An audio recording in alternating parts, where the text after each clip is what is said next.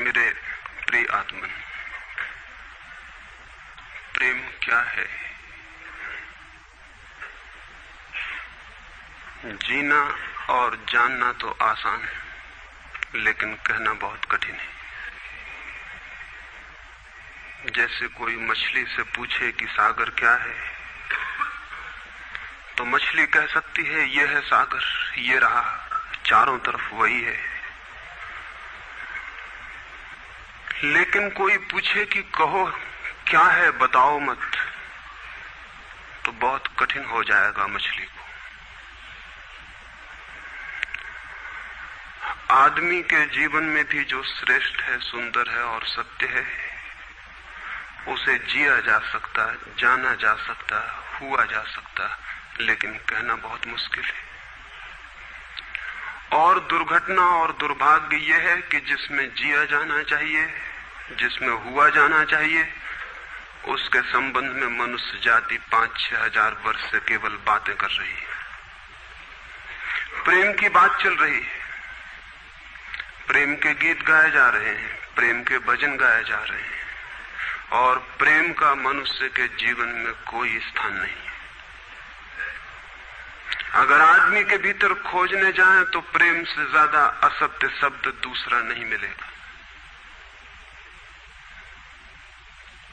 और जिन लोगों ने प्रेम को असत्य सिद्ध कर दिया है और जिन्होंने प्रेम की समस्त धाराओं को अवरुद्ध कर दिया है, और बड़ा दुर्भाग्य यह है कि लोग समझते हैं वे ही प्रेम के जन्मदाता भी हैं।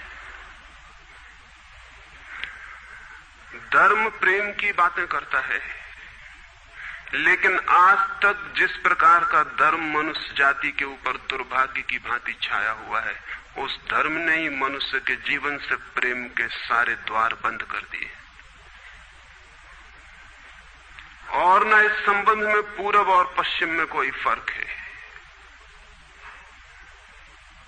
न हिंदुस्तान में और न अमेरिका में कोई फर्क है। मनुष्य के जीवन में प्रेम की धारा प्रकट ही नहीं हो पाई, और नहीं हो पाई तो हम दोष देते हैं कि मनुष्य ही बुरा है, इसलिए नहीं प्रकट हो पाई। हम दोष देते हैं कि ये मन ही जहर है, इसलिए प्रकट नहीं हो पाई। मन जहर नहीं है, और जो लोग मन को जहर कहते रहे, उन्होंने ही प्रेम को जहरीला कर दिया, प्रेम को प्रकट नहीं होने दिया। मन जहर हो कैसे सकता है? इस जगत में कुछ भी जहर नहीं है। परमात्मा के सारे उपक्रम में कुछ भी विष नहीं है, सब अमृत है। लेकिन आदमी ने सारे अमृत को जहर कर लिया है, और इस जहर करने में शिक्षक, साधु संत और तथाकथित धार्मिक लोगों का सबसे ज्यादा हाथ है। इस बात को थोड़ा समझ लेना जरूरी है, क्योंकि अगर ये बात दिखाई न पड़े तो मनुष्य के जीवन में कभी भी प्रेम भविष्य में भी नहीं हो सकेगा। क्योंकि जिन कारणों से प्रेम नहीं पैदा हो सका है, उन्हीं कारणों को हम प्रेम प्रकट करने के आधार और कारण बना रहे हैं। हालतें ऐसी हैं कि गलत सिद्धांतों को अगर हजारों वर्ष तक दोहराया जाए तो फिर हम ये भूल ही जाते हैं कि सिद्धांत गलत हैं, और दिखाई पड़ने लगता है कि आदमी गलत है, क्योंकि उन सिद्धांतों को पूरा नहीं कर पा रहा है। मैंने सुना है एक सम्राट के महल के नीचे से एक पंखा बेचने वाला गुजरता था और जोर से चिल्ला रहा था कि अनूठे और अद्भुत पंखे मैंने निर्मित किए हैं। ऐसे पंखे कभी भी नहीं बनाए गए, ये पंखे कभी देखे भी नहीं गए हैं। सम्राट ने खिड़की से झांक के देखा कि कौन है जो अनूठे पंखे ले आया। सम्राट के पास सब तरह के पंखे थे, दुनिया के कोने कोने में जो मिल सकते थे। और नीचे देखा, गलियारे में खड़ा हुआ एक आदमी, साधारण 2-2 पैसे के पंखे होंगे, और चिल्ला रहा है कि अनूठे, अद्वितीय। उस आदमी को ऊपर बुलाया और पूछा कि इन पंखों में क्या खूबी है, दाम क्या है इन पंखों के? उस पंखे वाले ने कहा कि महाराज, दाम ज्यादा नहीं है, पंखे को देखते हुए दाम बहुत कम है, सिर्फ 100 रुपए का पंखा है। सम्राट ने कहा 100 रुपए? ये 2 पैसे का पंखा जो बाजार में जगह जगह मिलता है, 100 रुपए दाम, क्या है इसकी खूबी? उस आदमी ने कहा खूबी ये पंखा 100 वर्ष चलता है, 100 वर्ष के लिए गारंटी है, 100 वर्ष से कम में खराब नहीं होता है। सम्राट ने कहा इसको देख के तो ऐसा लगता है कि सप्ताह भी चल जाए, पूरा तो मुश्किल है। धोखा देने की कोशिश कर रहे हो, सरासर बेईमानी, और वो भी सम्राट के सामने। उस आदमी ने कहा आप मुझे भली भांति जानते हैं, इसी गलिहारे में रोज पंखे बेचता हूं, 100 रुपए दाम है इसके, और अगर 100 वर्ष न चले तो जिम्मेदार मैं हूं, रोज तो नीचे मौजूद होता हूं, और फिर आप सम्राट हैं, आपको धोखा देके जाऊंगा कहां। वो पंखा खरीद लिया गया। सम्राट को विश्वास तो न था, लेकिन आश्चर्य भी था कि यह आदमी सरासर झूठ बोल रहा है, किस बल पर बोल रहा है। पंखा 100 रुपए में खरीद लिया गया और उससे कहा कि 7वें दिन तुम उपस्थित हो जाना। 2-4 दिन में ही पंखे की डंडी बाहर निकल गई, 7वें दिन तो वो बिल्कुल मुर्दा हो गए। लेकिन सम्राट ने सोचा कि शायद पंखे वाला आएगा नहीं, लेकिन ठीक समय पर 7वें दिन वो पंखे वाला हाजिर हो गया। उसने कहा कहो महाराज। उन्होंने कहा कहना नहीं है, ये पंखा पड़ा हुआ है टूटा हुआ, ये 7 दिन में ये गति हो गई, तुम कहते 100 वर्ष चलेगा। पागल हो या धोखेबाज क्या हो। उस आदमी ने कहा कि मालूम होता है आपको पंखा जलना नहीं आता है, पंखा तो 100 वर्ष चलता ही, पंखा तो गारंटीड है, आप पंखा जलते कैसे थे। सम्राट ने कहा और भी सुनो, अब मुझे ये भी सीखना पड़ेगा कि पंखा कैसे किया जाता है। उस आदमी ने कहा कृपा करके बताइए कि इस पंखे की गति 7 दिन में ऐसी कैसे बना दी आपने, किस भांति पंखा किया। सम्राट ने पंखा उठा के करके दिखाया कि इस भांति मैंने पंखा किया है। उस आदमी ने कहा समझ गया, भूल, इस तरह पंखा नहीं किया जाता। सम्राट ने कहा और क्या रास्ता है पंखा जलने का। उस आदमी ने कहा पंखा पकड़िए सामने और सिर को हिलाइए, पंखा 100 वर्ष चलेगा, आप समाप्त हो जाएंगे लेकिन पंखा बचेगा। पंखा गलत नहीं है, आपके जलने का ढंग गलत है। यह आदमी पैदा हुआ है 5-6 हजार या 10,000 वर्ष की संस्कृति का, यह आदमी फल है, लेकिन संस्कृति गलत नहीं है, यह आदमी गलत है। आदमी मरता जा रहा है रोज, और संस्कृति की दुहाई चलती चली जाती है कि महान संस्कृति, महान धर्म, महान सब कुछ, और उसका ये फल है, आदमी उसी संस्कृति से गुजरा है और ये परिणाम है उसका। लेकिन नहीं, आदमी गलत है और आदमी को बदलना चाहिए अपने को। और कोई कहने की हिम्मत नहीं उठाता कि कहीं ऐसा तो नहीं है कि 10,000 वर्षों में जो संस्कृति और धर्म आदमी को प्रेम से नहीं भर पाए, वो संस्कृति और धर्म गलत हो। और अगर 10,000 वर्षों में आदमी प्रेम से नहीं भर पाया, तो आगे कोई संभावना है इसी धर्म और इसी संस्कृति के आधार पर कि आदमी कभी प्रेम से भर जाए। 10,000 वर्षों में जो नहीं हो पाया, वो आगे भी 10,000 वर्षों में होने वाला नहीं है, क्योंकि आदमी यही है, कल भी यही होगा। आदमी हमेशा से यही है और हमेशा यही होगा। और संस्कृति और धर्म जिनके हम नारे दिए चले जाते हैं, संतों और महात्माओं की जिनकी दुहाइयां दिए चले जाते हैं,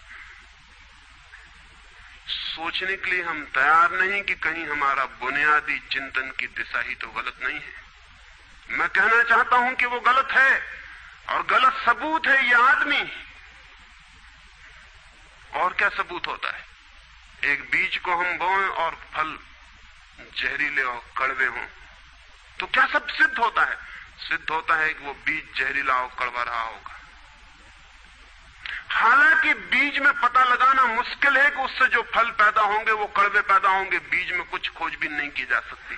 बीज को तोड़ो फोड़ो, कोई पता नहीं चल सकता कि इससे जो फल पैदा होंगे वो कड़वे होंगे। बीज को वो 100 वर्ष लग जाएंगे, वृक्ष होगा, बड़ा होगा, आकाश में फैलेगा, तब फल आएंगे और तब पता चलेगा कि वे कड़वे।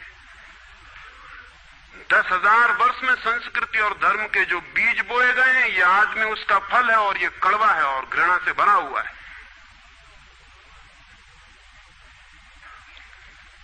लेकिन उसी की दुहाई दिया चले जाते हैं हम और सोचते हैं उससे प्रेम हो जाएगा।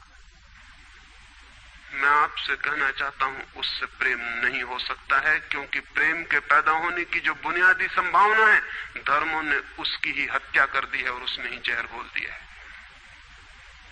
मनुष्य से भी ज्यादा प्रेम पशुओं और पक्षियों में और पौधों में दिखाई पड़ता है, जिनके पास न कोई संस्कृति है न कोई धर्म है। संस्कृत और सुसंस्कृत और सभ्य मनुष्यों की बजाय असभ्य और जंगल के आदमी में ज्यादा प्रेम दिखाई पड़ता है, जिसके पास न कोई विकसित धर्म है, न कोई सभ्यता है, न कोई संस्कृति है।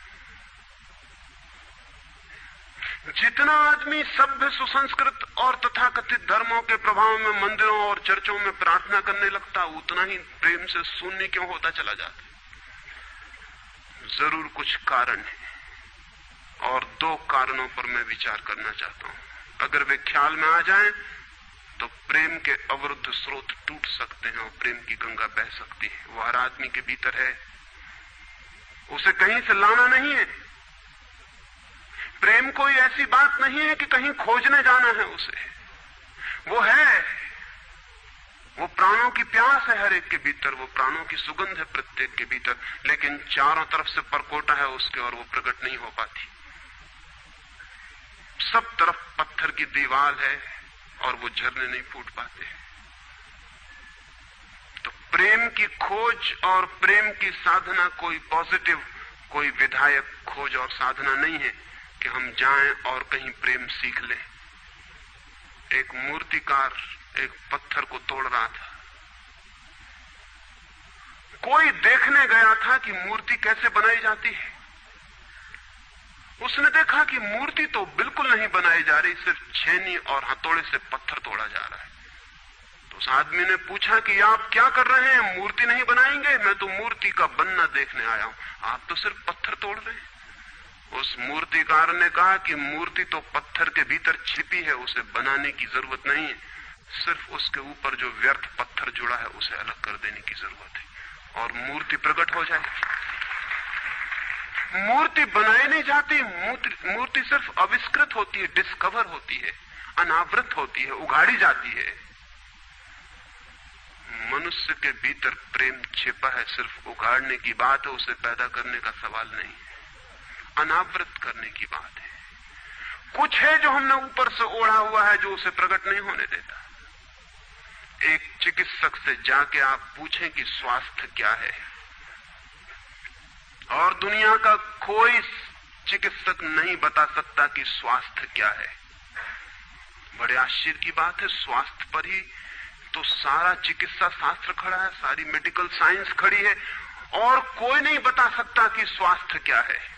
लेकिन चिकित्सक से पूछें कि स्वास्थ्य क्या है, तो वो कहेगा बीमारियों के बाबत हम बता सकते हैं कि बीमारियां क्या हैं, उनके लक्षण हमें पता है, एक एक बीमारी का अलग अलग परिभाषा हमें पता है।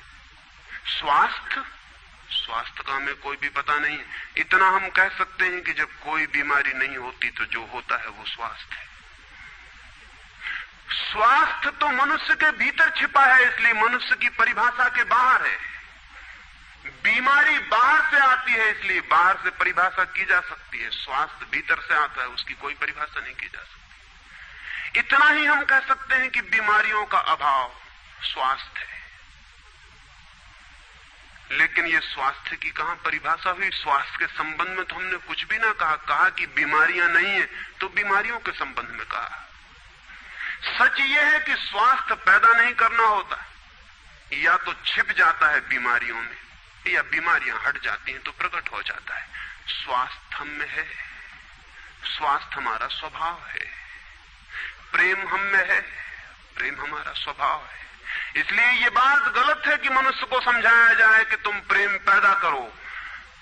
सोचना यह है कि प्रेम पैदा क्यों नहीं हो पा रहा है, बाधा क्या है, अड़चन क्या है, कहां रुकावट डाल दी गई। अगर कोई भी रुकावट ना हो तो प्रेम प्रकट होगा ही, उसे सिखाने की और समझाने की कोई भी जरूरत नहीं है। अगर मनुष्य के ऊपर गलत संस्कृति और गलत संस्कार की धाराएं और बाधाएं न हो तो हर आदमी प्रेम को उपलब्ध होगा ही, ये अनिवार्यता है। प्रेम से कोई बच ही नहीं सकता, प्रेम स्वभाव है। गंगा बहती है हिमालय से, बहेगी गंगा, उसके प्राण है, उसके पास जल है, वो बहेगी और सागर को खोज ही लेगी। न किसी पुलिस वाले से पूछेगी, न किसी पुरोहित से पूछेगी कि सागर कहां है। देखा किसी गंगा को चौरस्ते पर खड़े होकर पूछते कि सागर कहां है? उसके प्राणों में है छिपी सागर की खोज और ऊर्जा है, तो पहाड़ तोड़ेगी, मैदान तोड़ेगी और पहुंच जाएगी सागर तक।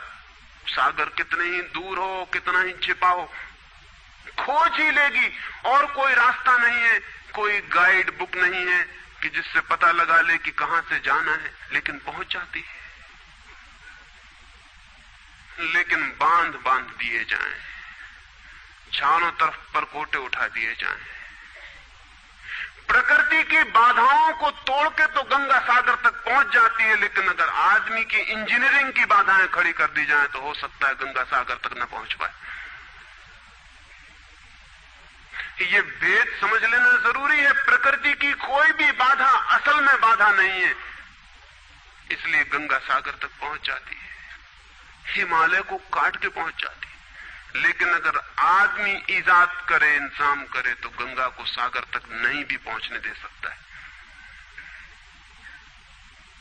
प्रकृति का तो एक सहयोग है, प्रकृति तो एक हार्मनी है। वहां जो बाधा भी दिखाई पड़ती है वो भी शायद शक्ति को जगाने के लिए चुनौती है। वहां जो विरोध भी दिखाई पड़ता है वो भी शायद भीतर प्राणों में जो छिपा है उसे प्रकट करने के लिए बुलावा है। वहां शायद कोई बाधा नहीं है। वहां हम बीज को दबाते हैं जमीन में, दिखाई पड़ता है कि जमीन की एक परत बीज के ऊपर पड़ी है, बाधा दे रही, लेकिन वो बाधा नहीं दे रही। अगर वो परत ना होगी तो बीज अंकुरित भी नहीं हो पाएगा। ऐसे दिखाई पड़ता है कि एक परत जमीन की बीज को नीचे दबा रही है, लेकिन वो परत दबा इसलिए रही है ताकि बीज दबे, गले और टूट जाए और अंकुर बन जाए। ऊपर से दिखाई पड़ता है वो जमीन बाधा दे रही, लेकिन वो जमीन मित्र है और सहयोग कर रही बीज को प्रकट करने में। प्रकृति तो एक हार्मनी है, एक संगीतपूर्ण लयबद्धता है, लेकिन आदमी ने जो जो निसर्ग के ऊपर इंजीनियरिंग की है, जो जो उसने अपने यांत्रिक धारणाओं को ठोंकने की और बिठाने की कोशिश की है, उससे गंगाएं रुक गई हैं, जगह जगह अवरुद्ध हो गई हैं। और फिर आदमी को दोष दिया जाता है। किसी बीज को दोष देने की जरूरत नहीं है। अगर वो पौधा न बन पाए तो हम कहेंगे कि जमीन नहीं मिली होगी, ठीक, पानी नहीं मिला होगा, ठीक, सूरज की रोशनी नहीं मिली होगी, ठीक, लेकिन आदमी के जीवन में खिल न पाए फूल प्रेम का तो हम कहते हैं तुम हो जिम्मेवार। और कोई नहीं कहता कि भूमि ना मिली होगी, ठीक, पानी ना मिला होगा, ठीक, सूरज की रोशनी ना मिली होगी, ठीक, इसलिए यह आदमी का पौधा अवरुद्ध रह गया, विकसित नहीं हो पाया, फूल तक नहीं पहुंच पाया। मैं आपसे कहना चाहता हूं कि बुनियादी बाधाएं आदमी ने खड़ी की हैं। प्रेम की गंगा तो बह सकती है और परमात्मा के सागर तक पहुंच सकती है। आदमी बना उसलिए है कि वो बहे और प्रेम बहे और परमात्मा तक पहुंच जाए, लेकिन हमने कौन सी बाधाएं खड़ी कर दी? पहली बात, आज तक मनुष्य की सारी संस्कृतियों ने सेक्स का, काम का, वासना का विरोध किया है। इस विरोध ने मनुष्य के भीतर प्रेम के जन्म की संभावना तोड़ दी, नष्ट कर दी। इस निषेध ने, क्योंकि सच्चाई यह है कि प्रेम की सारी यात्रा का प्राथमिक बिंदु काम है, सेक्स है। प्रेम की यात्रा का जन्म गंगोत्री, जहां से गंगा पैदा होगी प्रेम की, वो सेक्स है, वो काम है। और उसके सब दुश्मन है, सारी संस्कृतियां और सारे धर्म और सारे गुरु और सारे महात्मा। तो गंगोत्री पर ही चोट कर दी, वहीं रोक दिया। पाप है काम, अधम है काम, जहर है काम। और हमने सोचा भी नहीं कि काम की ऊर्जा ही, सेक्स एनर्जी ही अंततः प्रेम में परिवर्तित होती और रूपांतरित होती। प्रेम का जो विकास है वो काम की शक्ति का ही ट्रांसफॉर्मेशन है, वो उसी का रूपांतरण है। एक कोयला पड़ा हो और आपको ख्याल भी नहीं आएगा कि कोयला ही रूपांतरित होकर हीरा बन जाता है। हीरे और कोयले में बुनियादी रूप से कोई भी फर्क नहीं है। हीरे में भी वही तत्व हैं जो कोयले में, और कोयला हजारों वर्ष की प्रक्रिया से गुजर के हीरा बन जाता है। लेकिन कोयले की कोई कीमत नहीं है। उसे कोई घर में रखता भी है तो ऐसी जगह जहां दिखाई न पड़े, और हीरे को लोग छातियों पर लटका के घूमते कि वो दिखाई पड़े। और हीरा और कोयला एक ही है, लेकिन कोई दिखाई नहीं पड़ता कि इन दोनों के बीच अंतर संबंध है, एक यात्रा है। कोयले की शक्ति ही हीरा बनती है, और अगर आप कोयले के दुश्मन हो गए, जो कि हो जाना बिल्कुल आसान है क्योंकि कोयले में कुछ भी नहीं दिखाई पड़ता, तो हीरे के पैदा होने की संभावना भी समाप्त हो गई, क्योंकि कोयला ही हीरा बन सकता था। सेक्स की शक्ति ही, काम की शक्ति ही प्रेम बनती है, लेकिन उसके विरोध में सारे दुश्मन हैं उसके, अच्छे आदमी उसके दुश्मन हैं। और उसके विरोध ने प्रेम के अंकुर भी नहीं फूटने दिए, और जमीन से प्रथम से पहली सीढ़ी से नष्ट कर दिया भवन को। फिर वो हीरा नहीं बन पाता कोयला, क्योंकि उसके बनने के लिए जो स्वीकृति चाहिए, जो उसका विकास चाहिए, जो उसको रूपांतरित करने की प्रक्रिया चाहिए, उसका सवाल ही नहीं उठता। जिसके हम दुश्मन हो गए, जिसके हम शत्रु हो गए, जिससे हमारी द्वंद्व की स्थिति बन गई और जिससे हम निरंतर लड़ने लगे, अपनी ही शक्ति से आदमी को लड़ा दिया गया है, सेक्स की शक्ति से आदमी को लड़ा दिया गया है।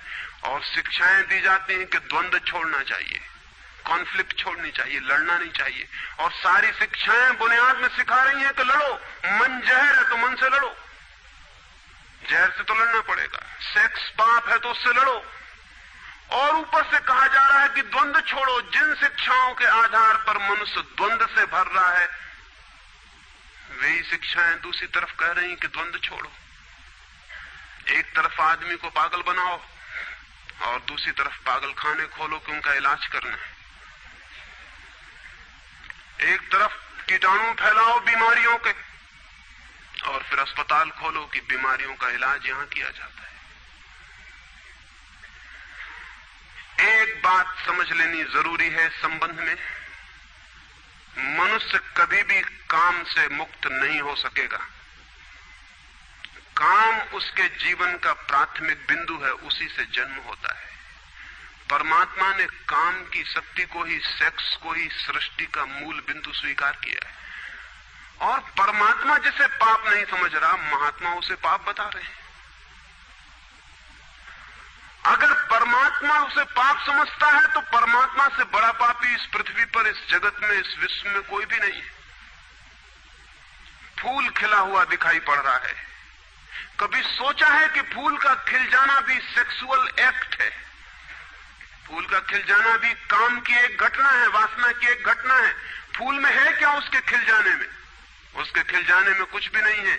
वे बिंदु हैं, पराग के, वीरी के कण हैं, जिन्हें तितलियां उड़ा के दूसरे फूलों पे ले जाएंगी और नया जन्म देंगी। एक मोर नाच रहा है और कवि गीत गा रहे हैं, और संत भी देख के प्रसन्न होंगे, लेकिन उन्हें ख्याल नहीं कि नृत्य एक सेक्सुअल एक्ट है। मोर पुकार रहा है अपनी प्रेयसी को या अपने प्रेमी को, वो नृत्य किसी को रिझाने के लिए। पपीहा गीत गा रहा है, कोयल बोल रही है। एक आदमी जवान हो गया है, एक युवती सुंदर होकर विकसित हो गई है। वो सब की सब सेक्सुअल एनर्जी की अभिव्यक्तियां हैं। वो सब का सब काम का ही रूपांतरण है। वो सब का सब काम की ही अभिव्यक्ति, काम की ही अभिव्यंजना है। सारा जीवन, सारी अभिव्यक्ति, सारी फ्लावरिंग काम की है। और उस काम के खिलाफ संस्कृति और धर्म आदमी के मन में जहर डाल रहे हैं, उससे लड़ाने की कोशिश कर रहे हैं। मौलिक शक्ति से मनुष्य को उलझा दिया है लड़ने के लिए, इसलिए मनुष्य दीनहीन, प्रेम से रिक्त और थोथा और ना कुछ हो गया है। काम से लड़ना नहीं है, काम के साथ मैत्री स्थापित करनी है और काम की धारा को और ऊंचाइयों तक ले जाना है। किसी ऋषि ने किसी वधू को 9 वर और वधू को आशीर्वाद देते हुए कहा था कि तेरे 10 पुत्र पैदा हों और अंततः तेरा पति तेरा 11वां पुत्र हो जाए।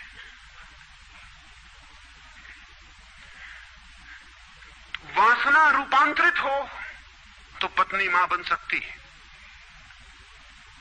वासना रूपांतरित हो तो काम प्रेम बन सकता है, लेकिन काम ही प्रेम बनता है।